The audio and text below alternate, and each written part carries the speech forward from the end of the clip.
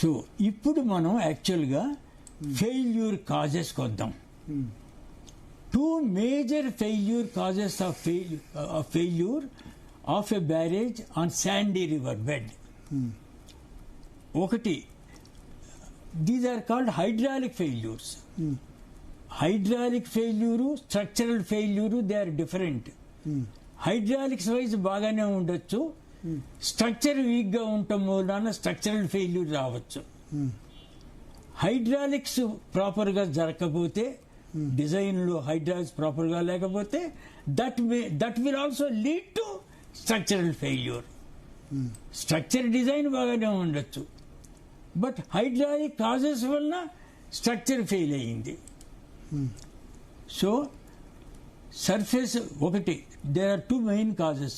ఒకటి, ఎన్ని sandy river bed మీద బ్యారేజ్ కన్స్ట్రక్ట్ చేస్తే ఎన్ని రకాల ఫ్లోస్ ఉన్నాయి. ఒకటి, flow above the floor. Floor is called apron. Barrages లో upstream apron, downstream apron. So flow over the apron, that is surface flow. అది కంటికి కనపడుతుంది. రెండో ఫ్లో ఏమిటి? Flow through the sandy river bed, below the river bed. దాని seepage అంటాం. So seepage is flow below the floor.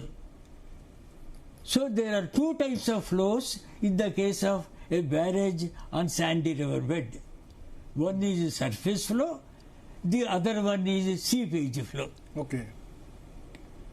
So very narrow gate openings, also known as crack opening of a gate.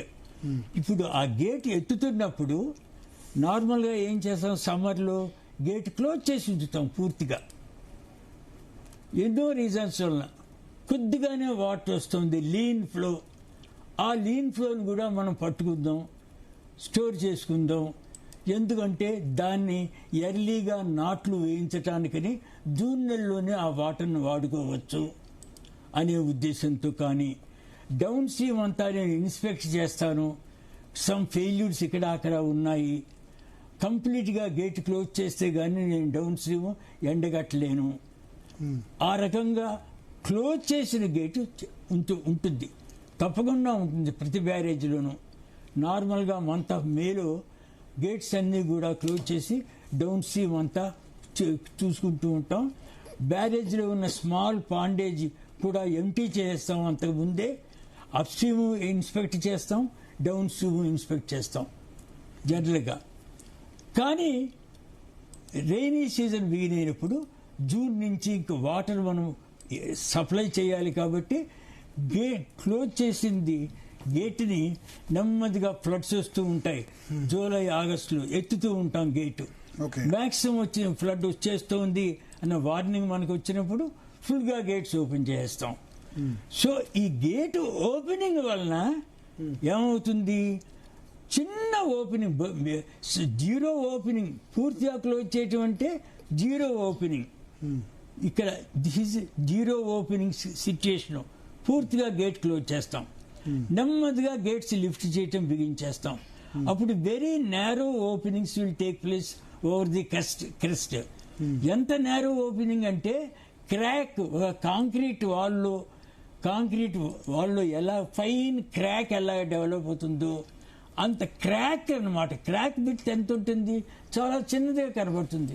2 మిల్లీమీటర్లు, 3 మిల్లీమీటర్లు, 4 మిల్లీమీటర్లు, 5 మిల్లీమీటర్లు అలా కనబడుతుంది.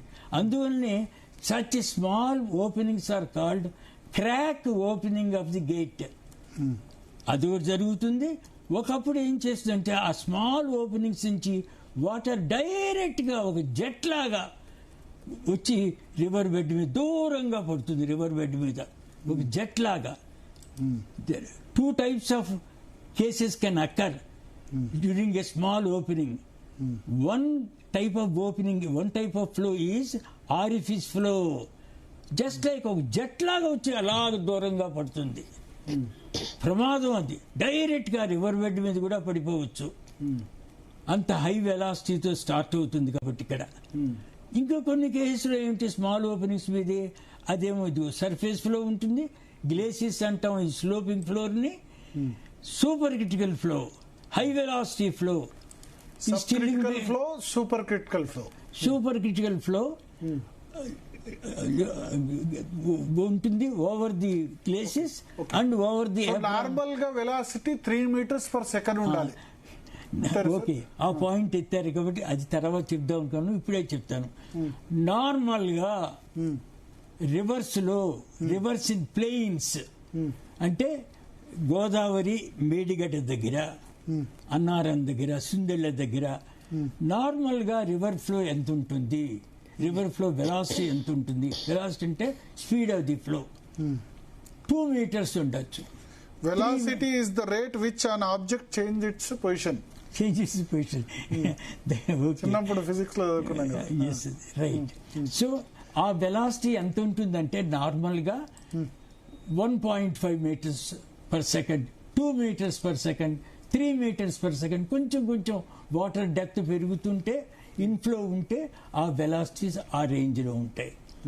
1.5 to 2 meters per second ఉండాలి velocity. 2 meters to 3 meters. A barrage దగ్గరైనా, అది కాదు, రివర్, ఏ రివర్ కైనా, నేచురల్ రివర్ గురించి నేచురల్ రివర్ ఏదైనా అబ్స్ట్రక్షన్స్ లేకుండా, నేచురల్ రివర్ లో మ్యాన్ మేడ్ అబ్స్ట్రక్షన్స్ లేకుండా ఉంటే ఆ రివర్ ఫ్లో ఎంత ఉంటుందంటే, సమ్మర్ లో అసలు ఫ్లో ఉండదు, తీసేద్దాం, జీరో వెలాసిటీ అనమాట.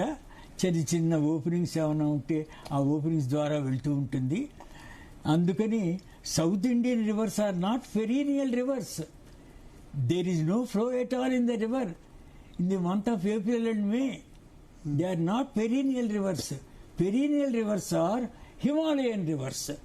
ఎందుకని? ఎప్పుడైతే ఫిబ్రవరిలో వేడి టెంపరేచర్ పెరుగుతుందో అప్పుడే అక్కడ గ్లేషియర్స్ అన్నీ కరిగి, స్నో అంతా కరిగి మౌంటైన్స్ లో flow starts right in February and goes up to next February. They are perennial rivers, whereas South Indian rivers are not perennial rivers.